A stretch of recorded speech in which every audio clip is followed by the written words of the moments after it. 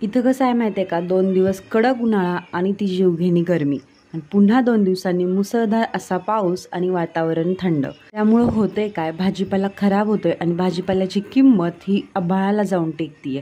मग ती आपल्यासारख्याला परवडणारी नाही.